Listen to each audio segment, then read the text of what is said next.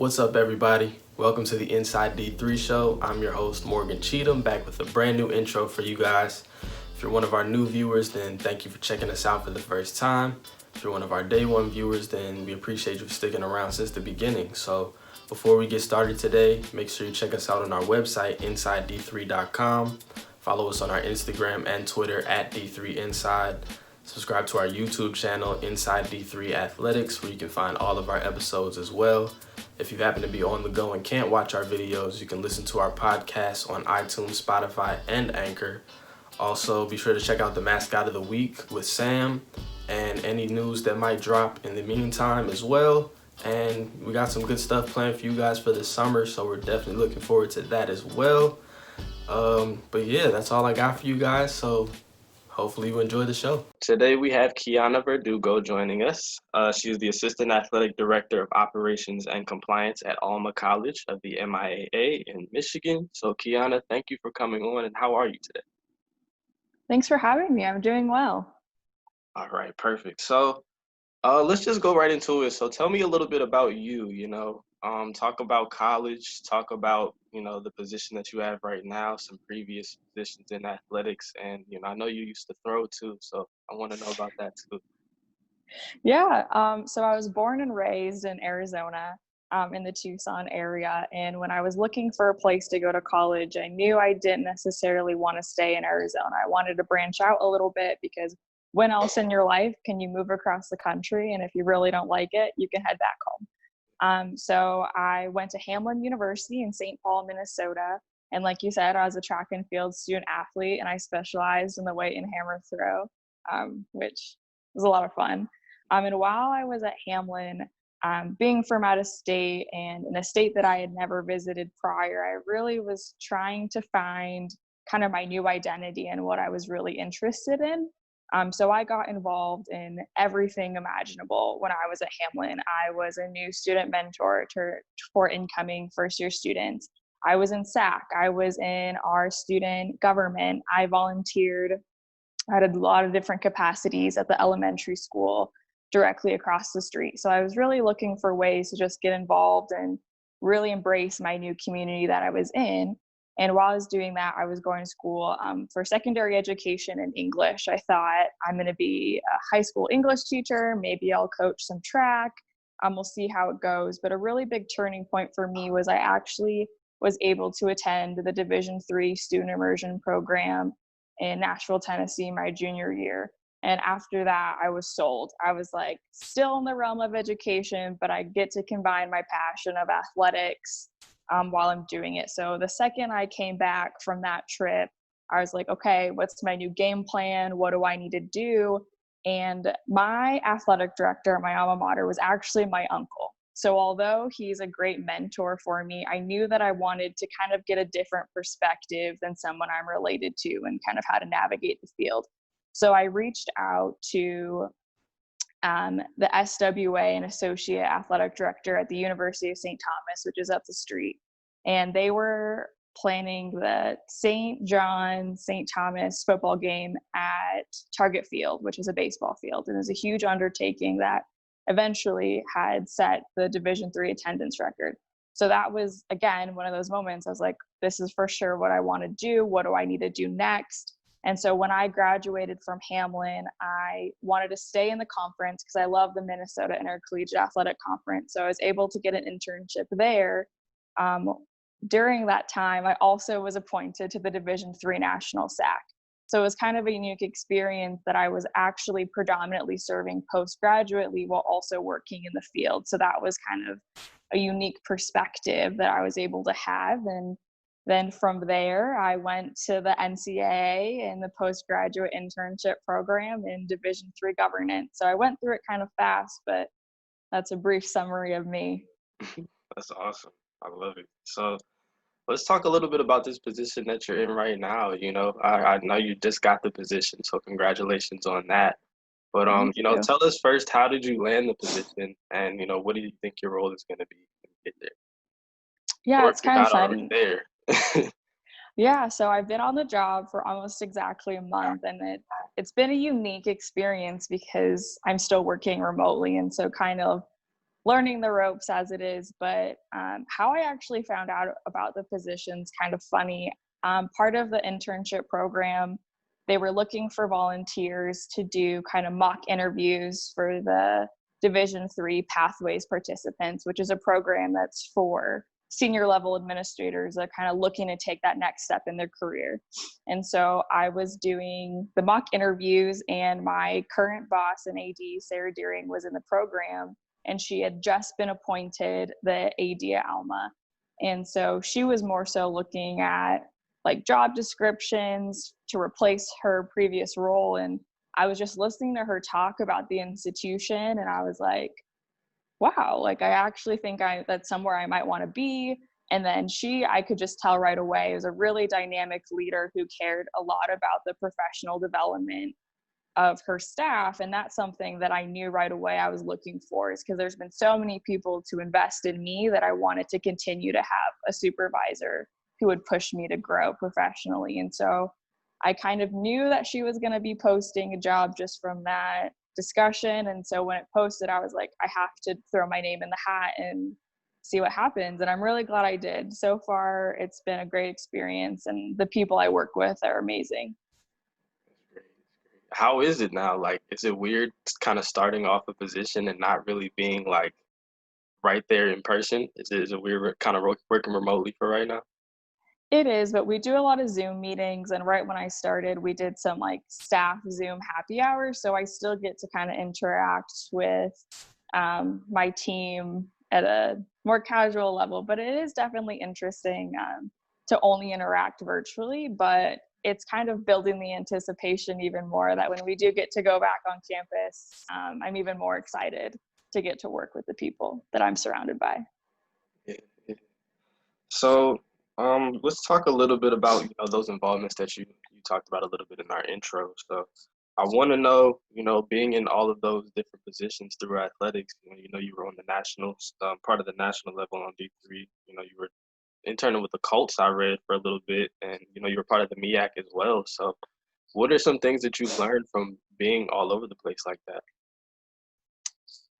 I think it's really hard to summarize the things that I've learned, but I think the biggest for me is that I needed to invest in my personal and professional growth as much as I was going to invest in my athletic career and throwing. And I think being able to connect those and use them hand in hand really pushed me along, because I wasn't afraid to reach out to other administrators in my conference. And I was a student, and I was able to have this amazing experience as a junior that then from that experience, I met the commissioner of my conference, and we built that relationship. And so I think it's one of those things is I wasn't afraid to get out of my comfort zone and reach out to the people around me. And so I think just people say it all the time, build your network, but also be intentional about it, and looking for what you're looking for in your career has been one of just the biggest things that I've learned as I progress and bounce around all over the place. Those connections are crucial. You can tell that you've been, finding the right ones, especially to be in, a good position that you're in right now. So let's talk about, some things that you've learned from being a student athlete. I know you were on the track and field team. I was on the track team too. I feel like I learned a whole lot from that. So just tell me some of the things that you learned on your side. Yeah. So as you know, track is, although it's a team sport, when you're competing, it's very individualized. And so for me, it's just being able to remain calm in high stress situations is something that I learned from the beginning. My conference in the throws was very competitive my first year with the women around me. And so just seeing the way they were able to attack their competition, I was like, wow, I need to really emulate that, because as a first year student, I was like jittery the whole time. And then I get in the ring, and the next thing I know, my hammer is like, who knows where. So just being able to kind of calm down and really reflect on how to attack high pressure situations is something that I've carried throughout my career.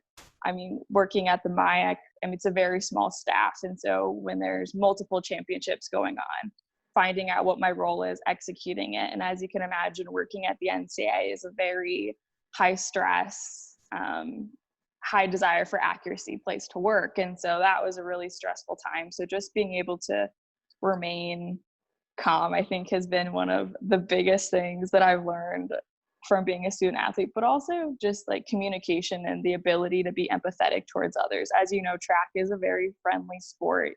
Having respect for your competitor is a very key component of that sport. And so that's something that I'll always carry with me, because as athletics is competitive, we also have immense respect for each other and the work that we do. So that's something I try to carry. And then lastly, just the ability to use my voice. Being on national SAAC, I was frequently asked to share my opinion and my perspective as being a student athlete, and to also stand up for what I believe in. And I think now more than ever, it's important to encourage student athletes to use their voice and to stand up for what they believe in. And so I'm glad that I learned that really early on in my career, because it's something that I don't think I'll ever stop doing. No doubt, no doubt. So I want to know if you have any embarrassing throwing stories, or just a time where you just were like, just completely just on a bad day. Just, I want to know some funny stories if you have any. I guess I don't know if it's really funny, but so I am left-handed.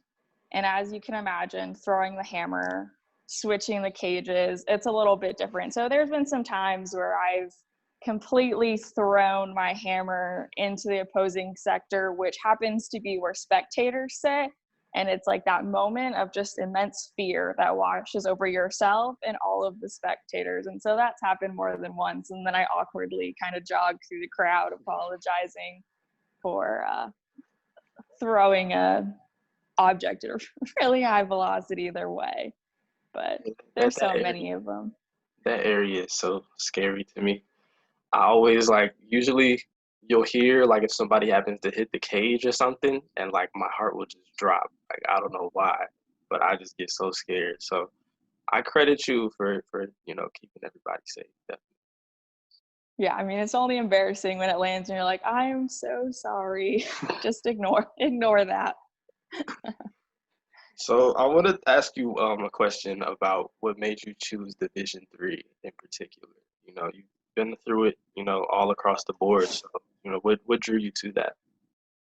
Yeah, so I think when I initially decided to be a Division III student athlete, it had a lot of interest for me because I knew nothing about Division III coming out of high school. In Arizona, it's predominantly Pac-12 institutions, and there are some smaller schools that are merging now, but not as much when I was coming out. So the idea that I could try something new and kind of learn about it was just really intriguing to me when I was graduating from high school. And then once I was in it, as I noted, I was involved in so many different things when I was in college. And I think it's something that's pretty unique to Division III, in that your coaches and staff, they're encouraging you to do it, and almost in some capacities, like pushing you, like, go be involved in things, be on track. And because I was able to pursue so many different passions while also doing a sport that I loved, I think that's what kind of led me to where I am, and really narrowing down what I wanted to do career-wise. And now I think the division has given so much to me, and I've built so many relationships that people care so much about me and my professional and personal growth,